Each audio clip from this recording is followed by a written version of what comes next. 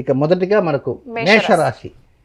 సహజంగా మేషరాశిలో జన్మించినటువంటి జాతకులు ఉంటారు కనుక సంతాన విషయాలపైన కొంచెం ఎక్కువ శ్రద్ధ ఉంచాలి. ఒక్కోసారి మన మాట వినరు వాళ్ళు, వాళ్ళ ధోరణి వాళ్ళదే. చిన్న వయసు ఉందనుకో ముండికేస్తారు, నిద్రపోరు, పాలు తాగరు. అలాగే స్కూల్కి పోయే వాళ్ళు ఉన్నారనుకో, నాకు అది ఆ సంచి కావాలి, ఈ సంచి కావాలి, ఈ బ్యాగ్ కావాలి, ఆ బ్యాగ్ కావాలంటారు. సరే కొంతవరకు డిగ్రీ చదివే వాళ్ళు ఉన్నారనుకో, నాకు ఈ కాలేజ్ వద్దు, ఆ కాలేజ్ వద్దండి. అదే వివాహమైన వాళ్ళు ఉన్నారనుకో, డాడీ నువ్వు తెచ్చే అబ్బాయిని నచ్చడు, నాకు అక్కర్లే, నాకు వేరే అబ్బాయిని ఇష్టం. అంటే వాళ్ళు అడిగేటువంటి ప్రశ్నలకి మన దగ్గర సమాధానం ఉండవు. కనుక ఈ విషయాల్లో you must have to take utmost care, చాలా ఎక్కువ జాగ్రత్త తీసుకోవాలి. ఇది మొదటిది. రెండవది లాభస్థానం. లాభమనంగానే డబ్బు అనుకుంటారు, కేవలం డబ్బే కాదు. మనం ఒక పని కోసం వెళ్తాము, ఏమండి ఆ పని వెళ్ళిందా, ఏం లాభం అండి, ఎత్తుభారం ఏం కాలేదండి అంటారు. తిరుపతి పోతారు, వెంకటేశ్వరం దర్శించుకుంటారు, గుండు కొట్టించుకుంటారు, లడ్డు తెచ్చుకుంటారు, తింటారు. ఏమండి సుబ్బారావు గారు తిరుపతి ప్రయాణం ఎలా ఉందంటే, ఏం లాభం అండి, దేవుని దర్శనం చేసుకొచ్చింది, ఏం లాభం, ఈ ఏమి లాభం అనేటువంటిది దేనికైనా వర్తించుకోవచ్చు. దేనికైనా ఏమనండి, మంచి భోజనం కోసం ఆ హోటల్కి వెళ్ళానండి, ఏమి లాభం అండి, అబ్బా ఉడకలేదండి, తృప్తి ఉండదు. కనుక ఈచ్ అండ్ ఎవ్రీ ఆస్పెక్ట్లో లాభం అనేది ఏదైతే ఉంటుందో ఆ లాభస్థానంలోనే కొంచెం ఇబ్బందులు ఉన్నాయి.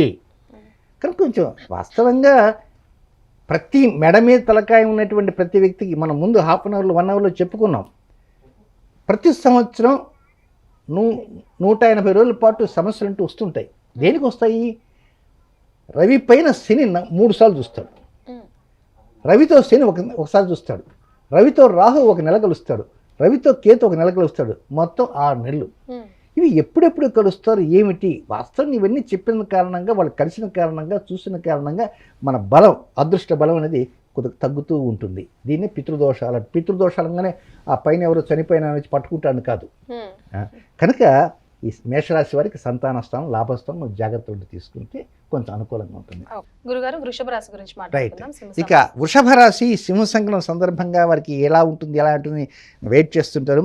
ముఖ్యంగా ఉద్యోగం చేసేవారు, వ్యాపారం చేసేవారు, కాంట్రాక్ట్ పనులు చేసేవారు, వారు మాత్రం వారి విషయాల్లో జాగ్రత్తగా ఉండాలి. తొందరపడి ఉద్యోగంలో పై అధికారి అన్నారని చెప్పి అలిగిపోయి రాజీనామా ఇవ్వటము ఇలాంటి చేస్తుంటారు. అలాంటి చేయొద్దు. అలాగే 2 వీలర్ నడిపేవారు, 4 వీలర్ నడిపేవాళ్ళు దాంట్లో రిపేర్ ఉందా ఏమిటని తెలుసుకొని ఆ తర్వాత దాంట్లో రిపేర్ ఉంటే అది చేయించి ఆ తర్వాత వాహనం రోడ్డు మీద తీసుకురావడానికి ప్రయత్నం చేయండి.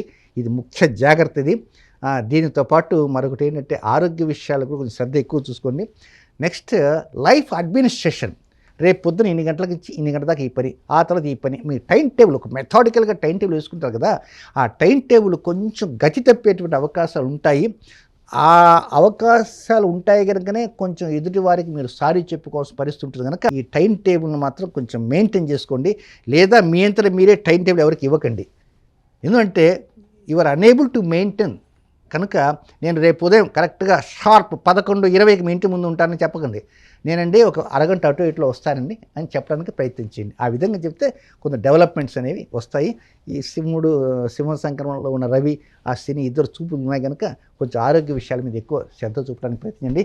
మీ అమ్మగారు కనుక ఉంటే ఆ విధంగా కోప్పడితే మాత్రం కొంచెం ఎదురు తిరిగి సమాధానం మాత్రం చెప్పవద్దు.